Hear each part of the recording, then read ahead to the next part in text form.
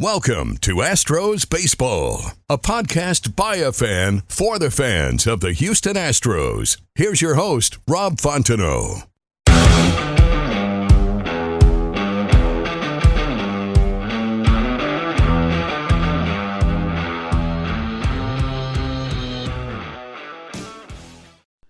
Hey guys, thanks for tuning in to this episode of Astros Baseball. In this episode, we are going to go over the Astros-White Sox series, which started out amazing, awesome, and then ended pretty badly.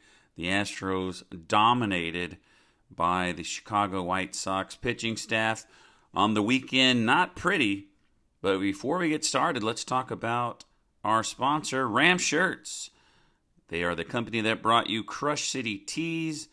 Ram Shirts offers custom printed and embroidered apparel. They offer direct-to-garment printing for small runs and screen printing for larger runs. Follow on Twitter and Instagram at Ram Shirts.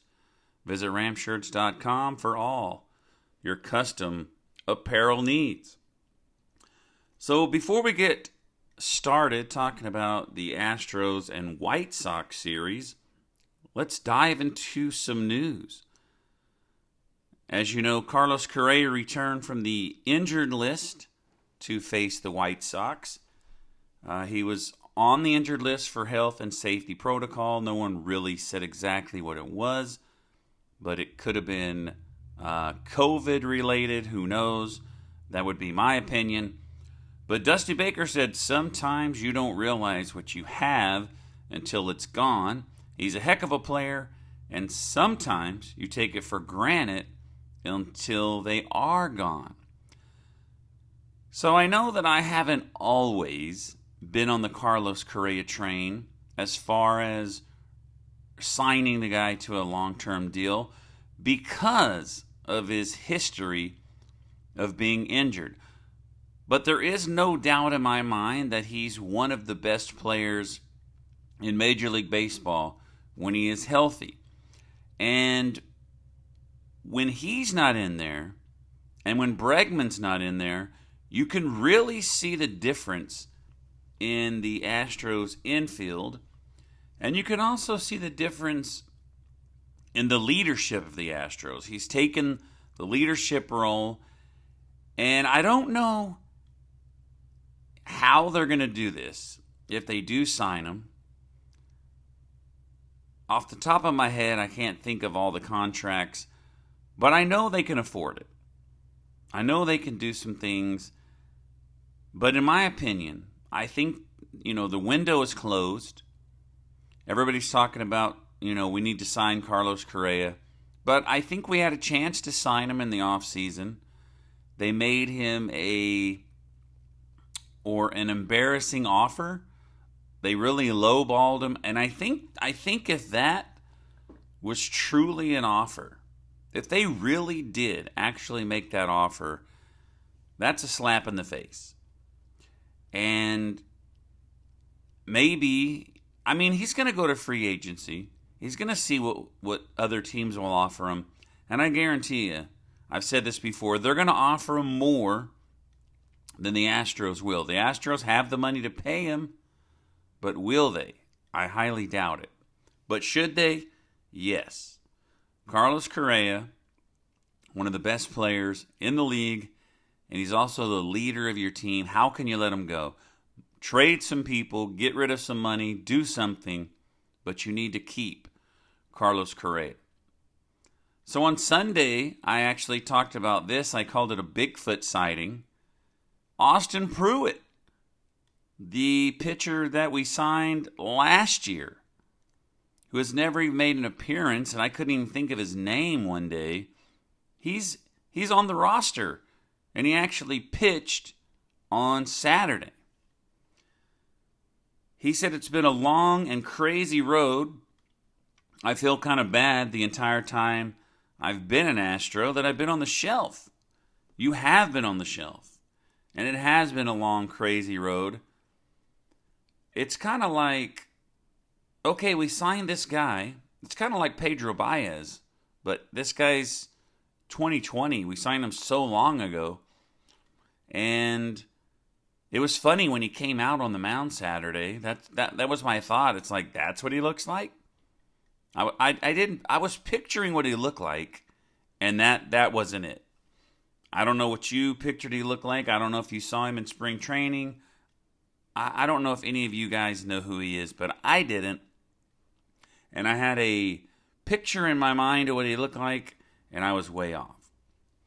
There's a story on MLB.com, who will buy and sell at the deadline, and you know by listening to this podcast forever that I'll tell you what they say about the Astros. So as far as the Astros are concerned, they will be buyers at the trade deadline.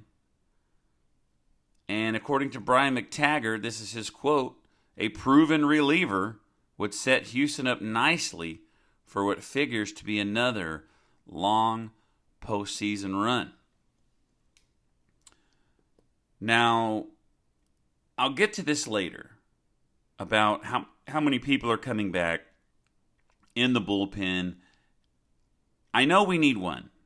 All we need is one, but there's some people coming back.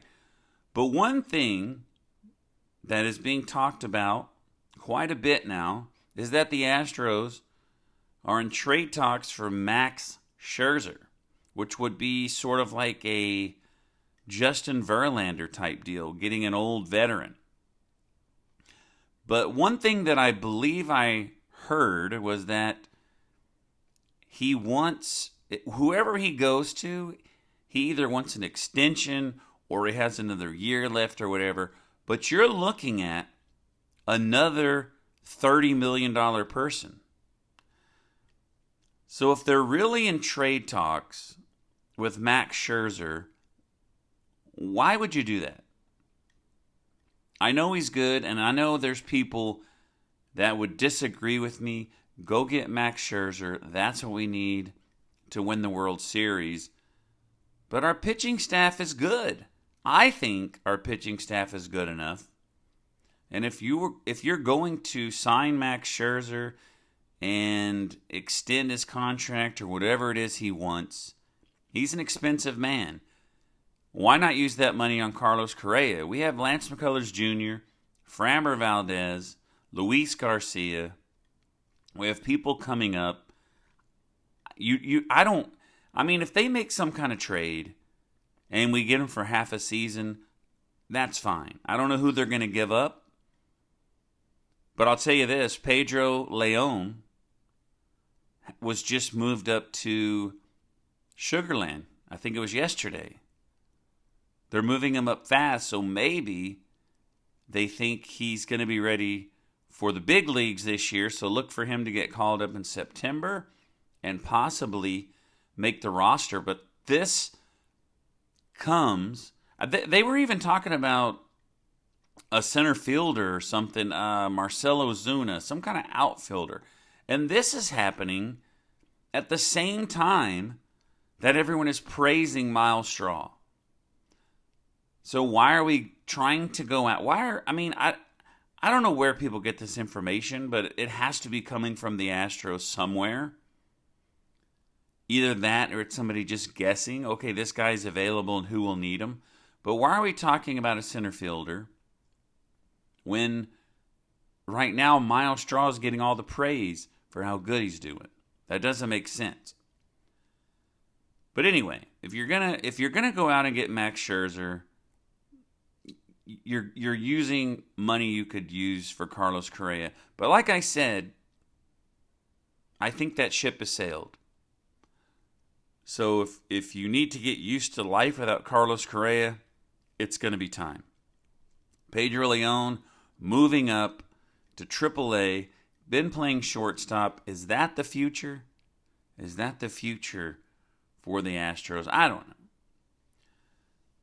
So Alex Bregman, speaking of the infield, he was injured on June 16th, and his return is expected to be in late July. So Alex Bregman should be back soon. Aledmus Diaz, who, if you are not a Robel Garcia fan, he's been sorely missed.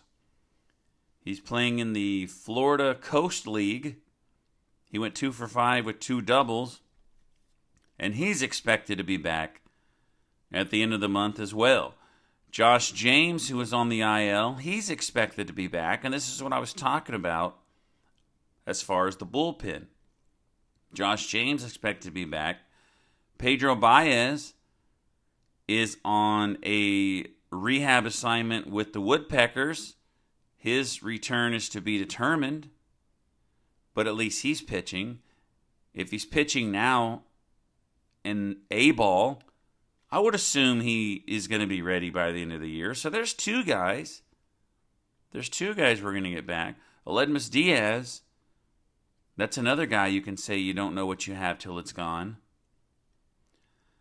So we got some guys coming back. Let's say we get Pedro Baez, and he's the Pedro Baez that he normally is. We get Josh James back, and they sign another guy. Ryan Stanek's pretty good, but what if they sign a shutdown guy? Kimbrel's been talked about. I mean, you don't take Ryan Presley out of the closer role.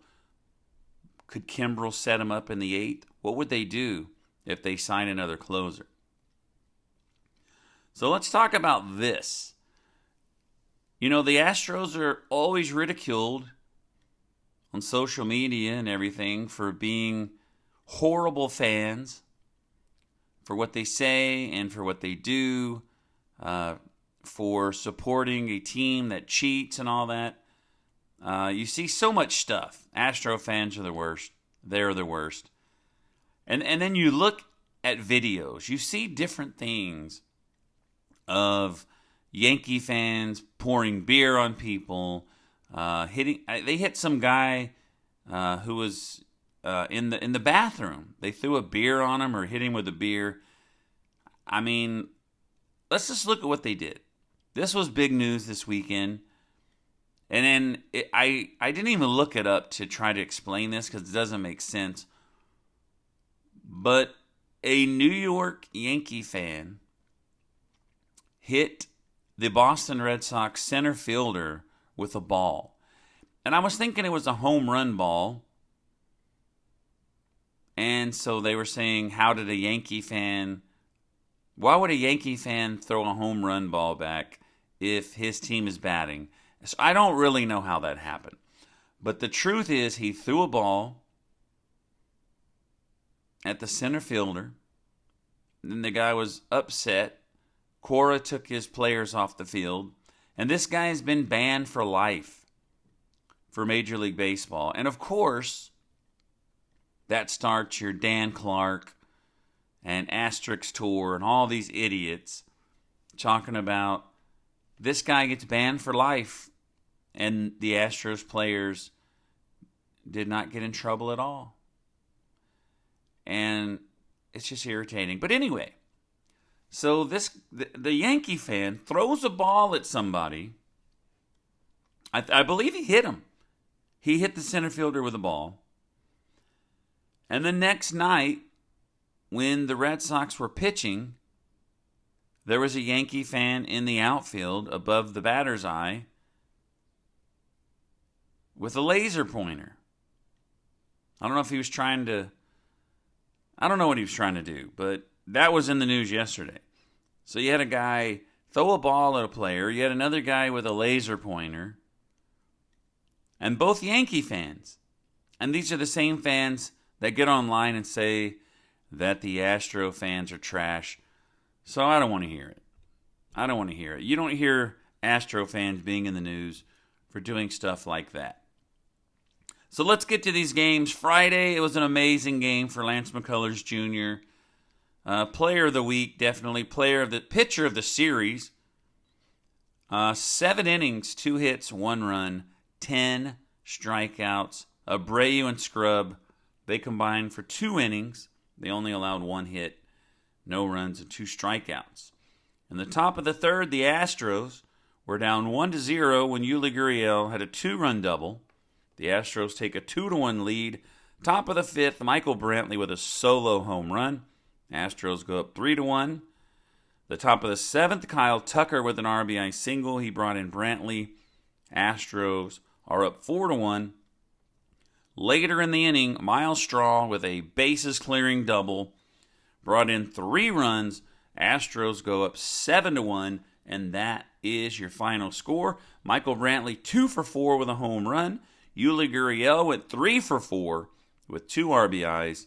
Kyle Tucker 3 for 5. Miles Straw with that. He went 1 for 3 with a double with those 3 RBIs. Great game. Great start for the Astros. We go to Saturday. It was Jake Odorizzi. He only lasted 3 1/3. He gave up 6 hits and 4. Check out this pitching stats. Check out the stat line for the Astros pitchers in Saturday's game. Odorizzi, 3 1/3, 6 hits, 4 runs, 2 homers. Belak, an inning and 2/3, 1 hit, 2 runs, gave up a homer. Joe Smith, 1 inning, 3 hits, 3 runs, home run.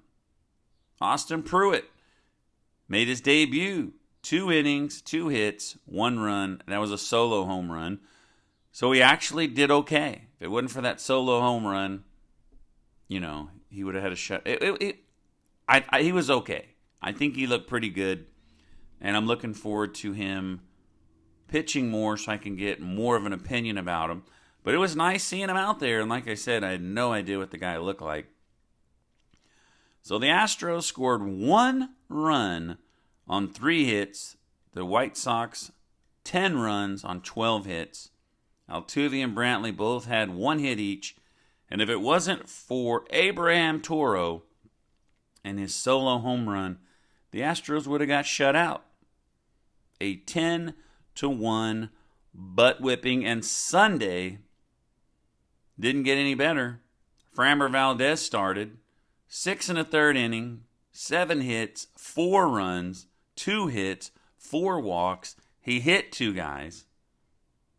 Not a good outing. Framber Valdez. Stanek and Taylor, they came in relief, no runs. The Astros had 1 hit. They were 1 hit away from getting no hit. That's how bad it was. That's how dominant the pitchers were for the White Sox. I mean, some people don't realize, they want the Astros. I want them to win every game. Some people don't realize that the White Sox are a first-place team, and the White Sox have some really good pitchers. The White Sox has some really good offense. I know the last time we played them, we swept them, but they're really good. So am I upset that we got beat? Not really. Not really. I mean, I want to win every game, but that's impossible. But the Astros had 1 hit, no runs, and guess who got the hit? Abraham Toro. In the 2 butt whippings we took this weekend, Abraham Toro saved us from a no-hitter, and he also saved us from getting shut out. So I don't really do these awards, but he's the player of the series. Offensive player of the series, Abraham Toro. I don't care what anyone did on Friday. Lance McCullers with the best outing this weekend, this series as a pitcher, and Abraham Toro, the savior of embarrassment. So here's a good thing. We lost the 2 games in a row, but Oakland lost 2 games in a row as well. So the Astros are still 3.5 games ahead of Oakland at 56 and 38. They are 5-5 in their last 10. Next up, the Astros are at Minute Maid Park. They're back home tonight to face the Cleveland Indians tonight. We got Zach Greinke against Mejia. I know I butchered that name. Mejia. Hey, there it is. Mejia. That sounds good. So Greinke's 8-3, 3.59 ERA. Cleveland's guy is 1-4 with a 7.42 ERA. Tuesday, Luis Garcia, 6-5, 3.06 ERA. McKenzie, 1-3, 5.47. Wednesday, Lance McCullers Jr., 2.80 ERA, 7-2, versus Morgan, 1-3, 786. All 3 games are at 710. So look at this. We've got Greinke, Garcia, Lance McCullers Jr. going against 3 guys with a total of 3 wins. 2 of them have a 7 ERA. One of them is almost 8, and the other guy is close to 6. If the Astros can shake off what happened, they should win all 3 games. So when I return on Wednesday night or Thursday morning, because I am on vacation, that's why I'm able to do a podcast this morning, the Astros should sweep them. The next episode, there should be an Astros sweep. I'm not predicting it. I'm just saying that is what should happen. The Astros are off Thursday, Lone Star Series, Friday, Saturday, and Sunday. Thanks for tuning in. I really appreciate you guys, all the loyal listeners, all these years, 2018. Thanks again to our sponsor, Ram Shirts. We'll see you next time here on Astros Baseball. Thanks for listening to this episode of Astros Baseball. Be sure to subscribe to be alerted when there's a new episode. Follow Rob on Twitter @RobFontenot.